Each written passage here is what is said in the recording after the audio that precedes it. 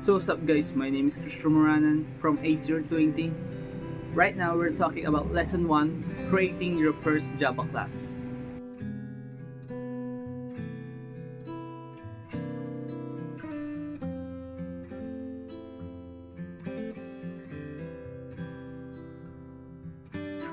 Ito nga po pala ang ating mga tatalakayin ngayon.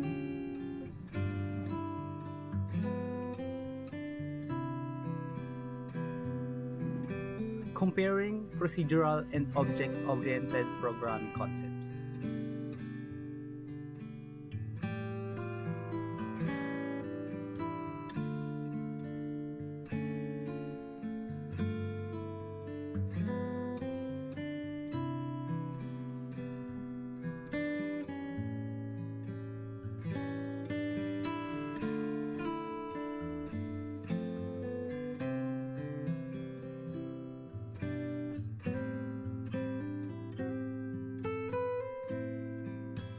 So guys, ang sinasabi dito is basic lang is a programming paradigm that focuses on organizing code into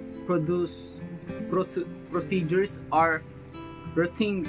In this approach, a program is structured as a series of steps or procedures that manipulate data, and it typically follows a top-down flow of control.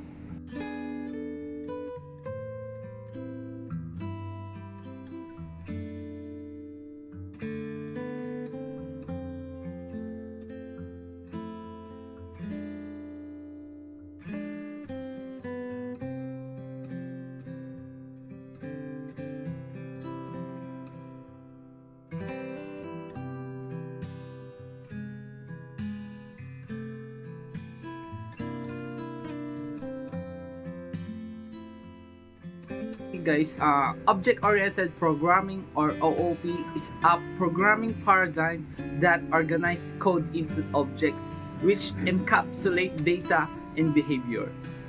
It involves concepts like encapsulation, inheritance, and polymorphism, enabling modular and reusable code as well as modeling real-world entities in a more natural way. Right now, we're talking about describe the future of the Java programming language.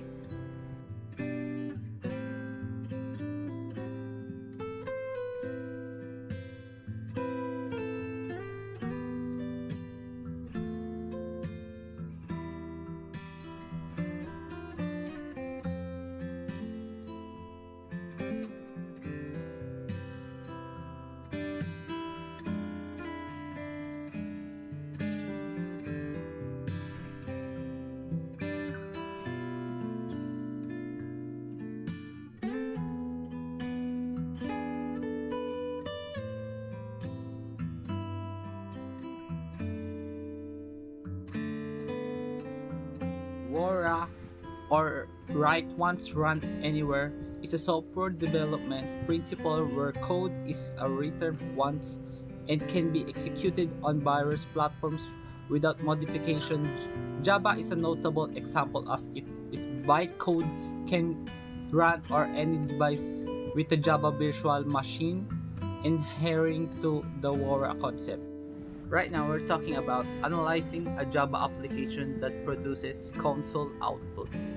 The text-first Java application is a literal string of characters that is a series of characters that will appear in output exactly as entered.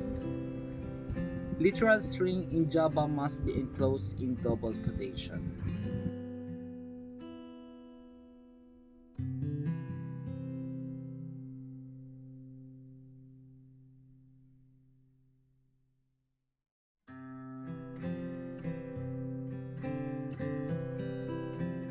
So guys, this is the example of the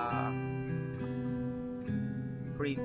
Once you enter this, ang lalabas dito is first Java application. This system daw is a class, and the double dot is the separate classes, object, and methods.